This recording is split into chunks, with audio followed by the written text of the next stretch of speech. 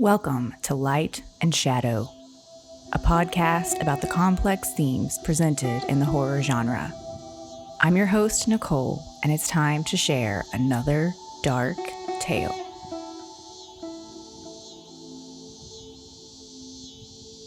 The Color Out of Space by H.P. Lovecraft.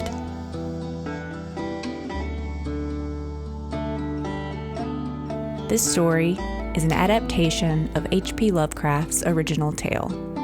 It's a backwoods version inspired by the people and places I'm familiar with in the Ozarks region of Arkansas. My family owns an 1800s homestead with a cabin and a well, much like the ones in this story. I've always loved a good folk tale, and the bones of this classic horror story feel right at home with tales of the Ozark Howler and Devil's Den.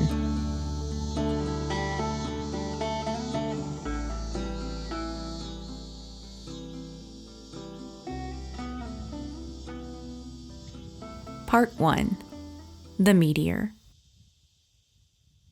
West of Natural Dam, where the ridges twist up like gnarled fingers and the fog clings low to the hollers, there's a patch of land the locals don't talk about much. Not anymore. I first came across it doing some survey work for the county. We were charting out flood zones and erosion lines. Dry work mostly, but it got me out into the hills. That's how I first found Devil's Valley. At first, it didn't seem like much. Just an overgrown clearing with dead trees at odd angles and a sort of sag to the ground, as though the earth itself had tired and laid down to rest. But even then, there was something wrong about it. Birds avoided it. The wind died before it crossed the tree line. I asked around in town, and most folks shrugged it off. Storm damage, they'd say, or bad soil. But one man, John LaRue, half blind and older than dirt, leaned in real close when I brought it up at the local grocery. He said, "You talking about the Gardner place?" I was. He told me a story, voice low and rough as gravel, about something that came down from the sky back in 1882.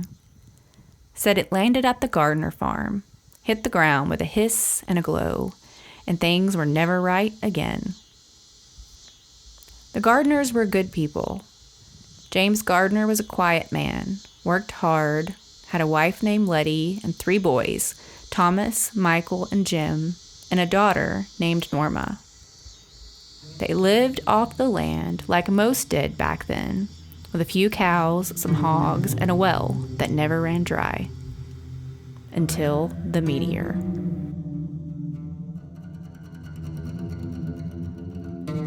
It landed one June evening during a thunderless storm, one of those weird Ozark nights when the air goes still and the sky flashes for no good reason. James said it came down like lightning but left no fire, just a hole in the field and a rock that shimmered like no stone he'd ever seen. They sent word to the university in Fayetteville, and soon enough a couple of professors came poking around. They said it wasn't any kind of rock they'd seen either. It pulsed with color, not a color you could name, not red or green or purple, but something odd, something other. One of the professors chipped a piece off, and it hissed like steam and shrank before their eyes. Over the weeks, the whole rock shrank away to nothing and left only the hole. But the land didn't forget. At first, the crops grew wild and heavy. Tomatoes the size of cantaloupes, corn stalks as tall as young pines. But they didn't taste right. They had a bitterness that spoiled quick, rotting from the inside, like they were never meant to last. Then the animals started acting strange. Cows with glassy eyes, chickens that stopped laying and just stared at the sky. The hogs refused to eat. The well water turned sweet, too sweet. And the color, that color, started showing up where it shouldn't. In the sheen of the pond, in the glint of the axe blade, and in the whites of their eyes. Folks stopped visiting, and James kept to himself, said it was all in people's heads. But then Thomas went missing for a day and came back speaking in riddles, said the trees were whispering and the light at night was singing. By fall, Letty had taken to sitting on the porch, rocking and humming tunelessly, her hands twitching in her lap. Norma barely spoke, and Michael wouldn't go near the barn.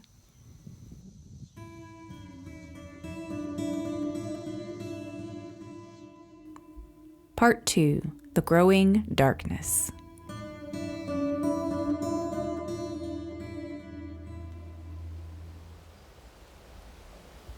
As summer bled into fall, the gardener's land began to rot. The trees lost their leaves early, but the bare branches didn't look dead. They looked skeletal, somehow watchful, like they were waiting for something. The ground turned spongy, and there was a smell that wouldn't leave, no matter how much wind came through the holler. Sweet and acrid at once, like spoiled syrup mixed with hot metal.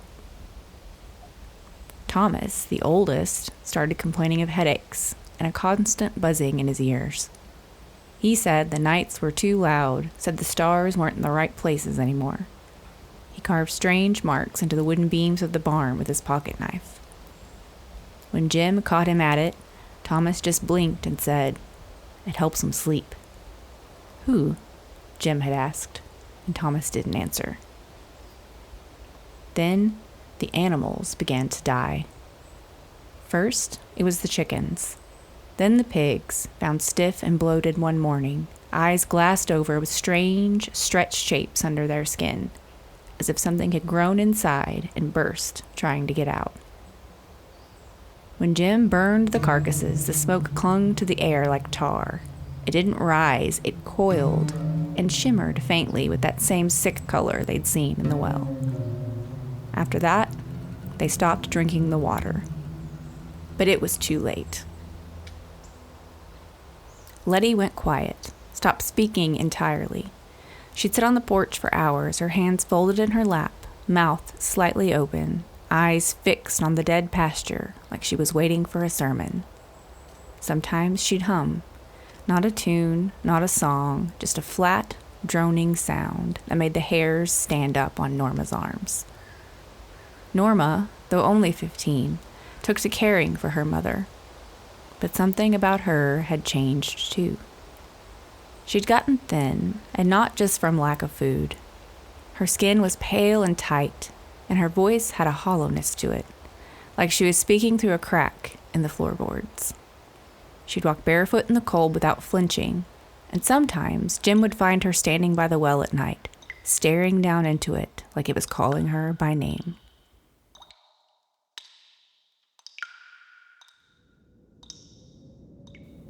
That winter came hard, and it came fast. Snow fell early in October, and the cold bit like knives. Jim tried to keep the family warm, splitting wood by hand after the axe broke one morning with no warning, just a sound like a gunshot, and then a splintered haft in his fingers. It wasn't just the gardener land anymore. Other folks started noticing things too. Trees blooming out of season, fruit spoiling on the vine, bees vanishing from hives. Dogs ran wild, wouldn't come when called. One neighbor said he saw a glow in the woods that moved like water, but brighter than fire. Folks started keeping their distance from the old gardener place, saying it wasn't fit for God or man. By January, Michael had vanished. He'd been acting strange for weeks, mumbling to himself in the loft, eyes sunken so deep they barely caught the firelight. One morning, Jim found his bed empty. No footprints in the snow, no sign of struggle.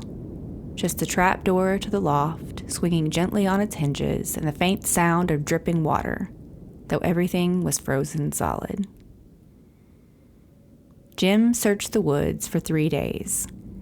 came back empty, his boots soaked, hands shaking. He wouldn't say what he saw. Then it was Thomas. He'd grown silent and twitchy, skin waxy and cold even when he stood near the fire. One night, he wouldn't come down for supper. Jim found him in the barn, curled up in the hay, staring at the rafters. "They're in the boards," he whispered. "I can see 'em, Pa, moving like light, but they ain't light."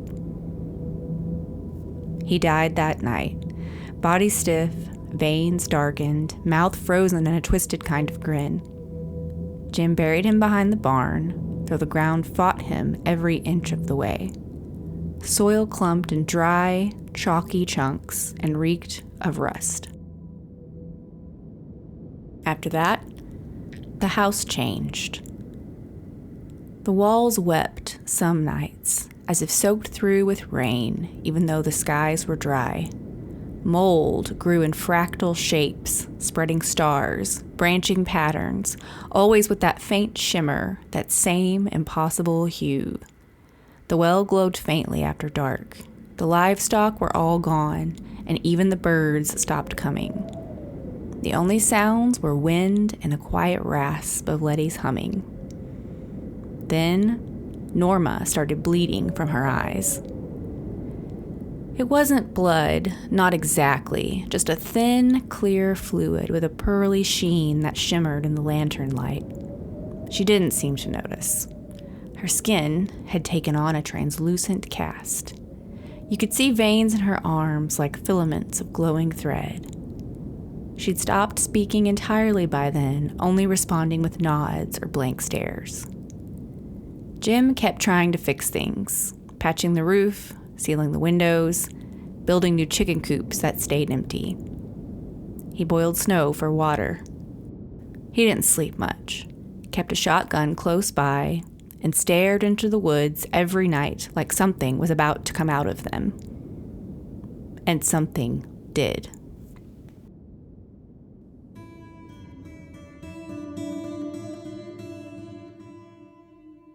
Part 3. The Decay.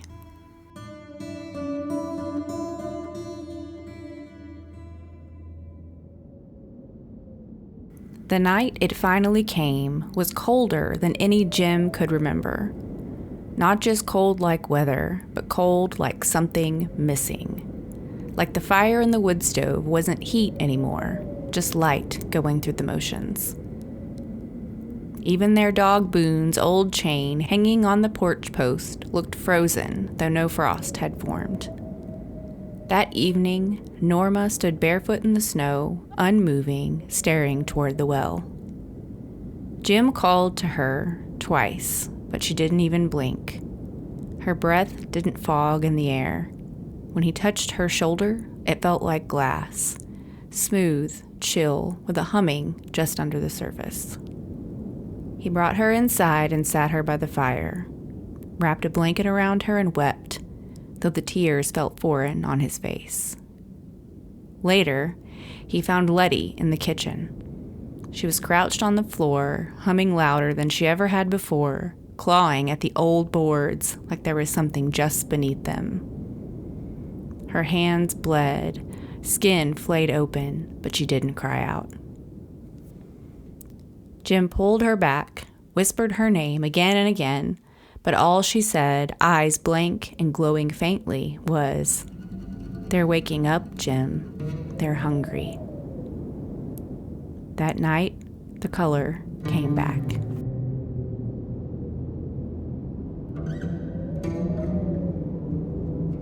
It rose from the well in slow coils, not smoke, not light. It moved like it was alive. Jim saw it through the window, a shimmer like gasoline on water, hues that defied his senses.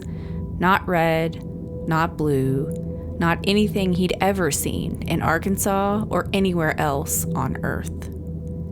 It drifted up into the sky like it was tasting the air, then sank back down, sliding through the orchard, across the pasture, through the barn, touching every inch of ground like a mother checking her sleeping child.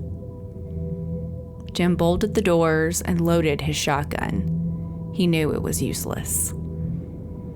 He heard something then, under the humming. Voices, maybe, not words, remnants of words. Familiar tones twisted into a stranger's mouth. Thomas, maybe, or Michael, or worse. The house began to breathe. Boards creaked rhythmically. The rafters groaned.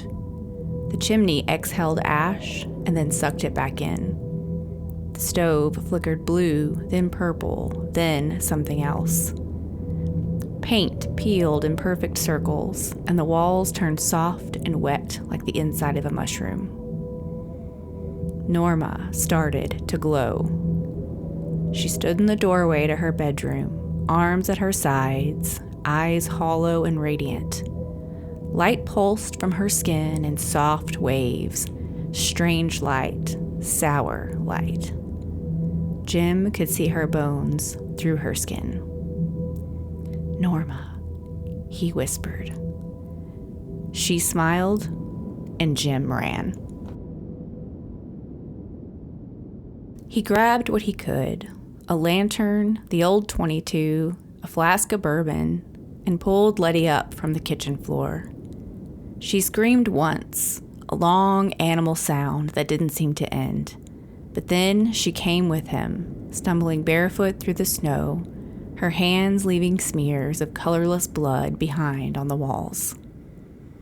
Outside, the world was lit by the color. Not bright, but pervasive. It didn't cast shadows, it bled through them. The sky above the old well twisted and warped, like something behind it was trying to push through.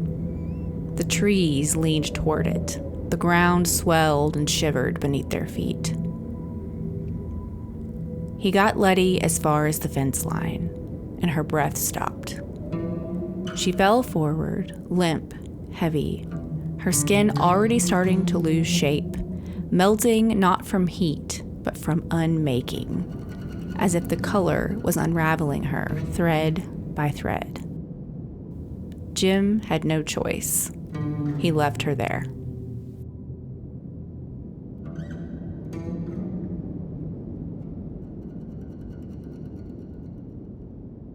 The next morning, John, still a young man then, rode past the Gardner place on a mule, headed towards his uncle's farm near Lee Creek, and he never forgot what he saw there. The entire hilltop was bleached. Every tree, every stone, every fence post stripped of color, just white, gray, and that shimmering residue like frost under black light.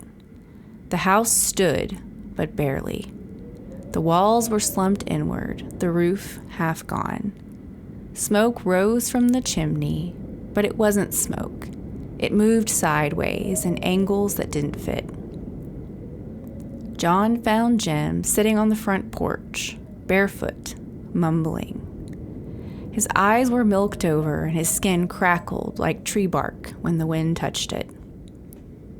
John called his name and Jim looked up at him, or maybe through him. And then, just as the color began to rise again from the well, taller this time, broader, like it was unfolding its true form, Jim raised the shotgun and blew his own head clean off. John didn't stick around to see what would happen next. The next few days passed in strange silence. No birds, no crickets. The sheriff came up to investigate, but his horse stopped halfway up the hill, refusing to go further. He made it to the house on foot and came back gray-faced and shaking. They said it was some kind of gas. Said the Gardners had gone mad from isolation, from tainted water, from grief. They bulldozed what was left of the house, burned the barn, and sealed the well with concrete and limestone and left it alone. But it wasn't over. That spring, the flowers bloomed wrong across the hillside, petals with too many layers, sap that glowed faintly at dusk. The soil seemed fine, but nothing tasted right. Apples looked normal, but they soured the tongue. A newborn calf was born with eyes that shimmered like oil. And the nights up around Natural Dam were never quiet again. Sometimes, when the wind dies down and the moon is just right, you can see a shimmer over the old Gardner farm, faint, pulsing, like something just under the surface.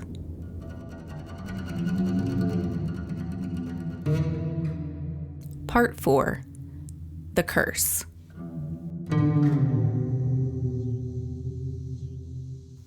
I'll tell you, I didn't believe old John LaRue when he told me this story. Not entirely. I thought maybe he was just a lonely old-timer spinning a yarn, one of those backwoods legends meant to keep city folks out of the hills.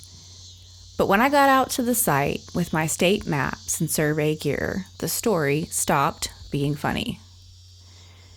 I'd seen a lot of land in Arkansas, but nothing like the Gardner place. Even after 100 years, the ground still felt wrong. The trees on that ridge grew sparse and twisted. Leaves curled at the edges like they'd been scorched by an invisible fire. The grass came up patchy and brittle, even though the rains had been good that spring. The rocks had a dust to them, fine, silvery gray that stuck to my boots like ash. In the air, it hummed. Not loud, not even constant, just enough to make the hairs on your arms rise like something was standing just behind you. I told myself it was nerves, too much coffee, maybe something electromagnetic from old mining deposits. Then I found the well. They'd covered it with concrete, just like old John said. A big, round cap, thick as a vault door, with a rusted iron ring set into the center like a manhole cover.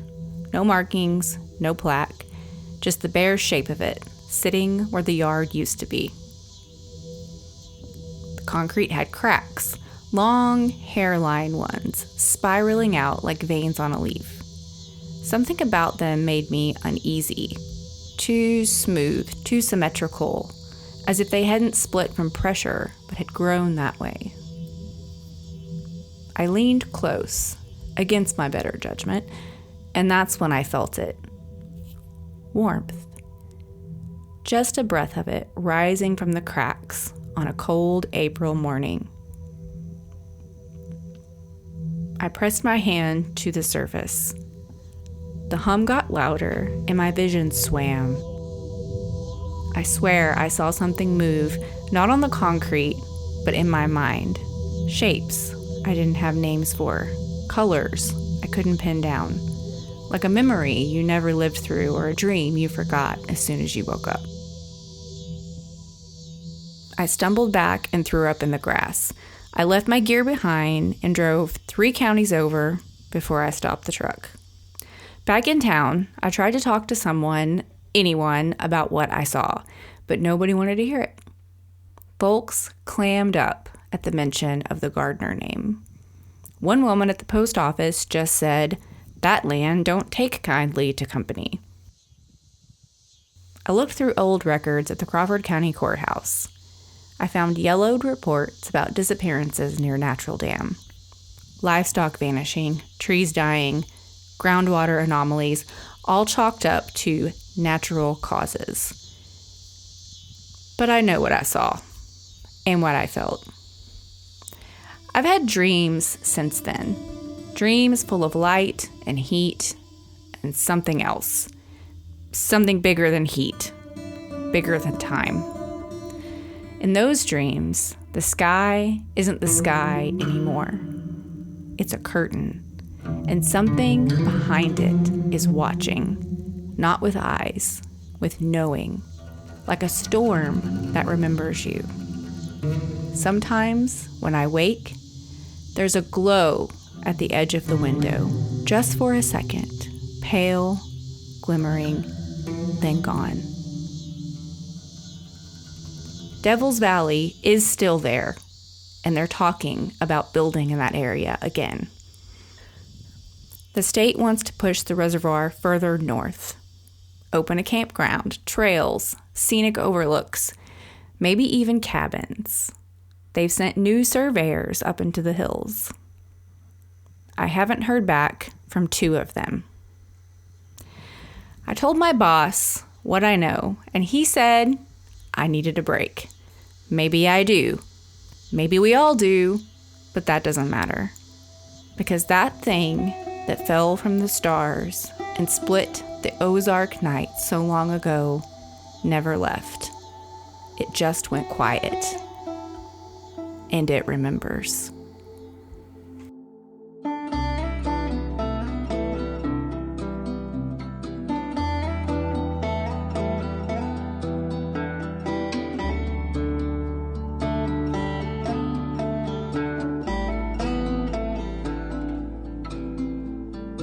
Thanks for tuning in. You can find the show on Instagram and Facebook at Light and Shadow Pod. You can also sign up to become a supporter on Patreon for early access to all episodes and more. Please rate, review, and subscribe to help other people find the show. And until next time, stay spooky.